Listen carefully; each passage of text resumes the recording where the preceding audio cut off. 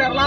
मुळशीकरांचं अनेक वर्षापासून स्वप्न होतं ते आज तुमच्या माध्यमातून पूर्ण झालेलं आहे. सर नक्कीच खूप भारी वाटतंय. माझ्या वडिलांचं स्वप्न मी पूर्ण केलंय.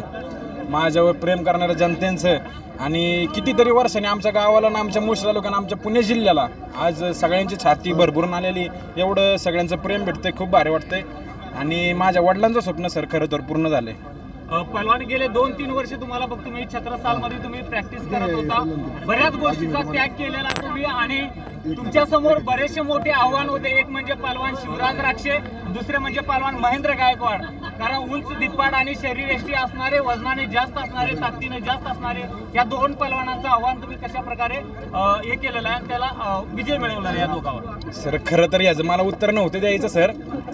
मी माझा काल बसणं माझ्या वडिलांनी फोन बंद केला आहे, पण सकाळी मी माझ्या मित्रांच्या फोनवर बघितलं होतं की फक्त फायनलला शिवराज राक्षे आणि महेंद्र गायकवाड येणार.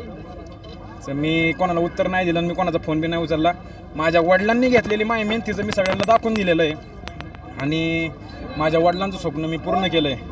त्यामुळं काहीच नाही सर. प्रत्येक पहलवानामागं कोच असतोय, वस्ताद असतो, परंतु तुमचे वडीलच वस्ताद आणि कोच म्हणून आज बघायला मिळाले. कारण ट्रेनिंगसाठी, कोचिंगसाठी तुमचे वडील होते. काय सांगाल वडिलांबद्दल? सर लहानपणापासून माझ्या चुलत्यांनी माझ्या वडिलांनीच मला सपोर्ट केलेला आहे.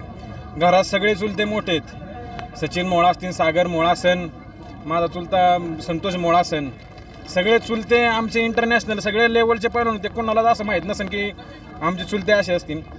सगळ्यांना माहिती आहे आमचे चुलते त्या लेवलचे पैलवान होते. पण सर आमच्या घराण्याचं स्वप्न आणि वडील कित्येक वेळा आमच्या वडिलांवर पण अन्याय झालेला आहे. हे सगळ्यांवर आमच्या घराण्यावर असं काय नसताना पण वडिलांनी माझी मेहनत भरपूर घेतली. मी भरपूर मेहनत केली आणि वडिलांचं आज माझ्या चुलत्यांचं माझ्या वस्तादांचं खरंवर माझ्या वस्ताद असतील संभाजी आंग्रे त्यांचं वय असेल 85. माझ्यासाठी सर अजून पण येतात. ते इकडं आले असते पण ते आजारी आहेत आज.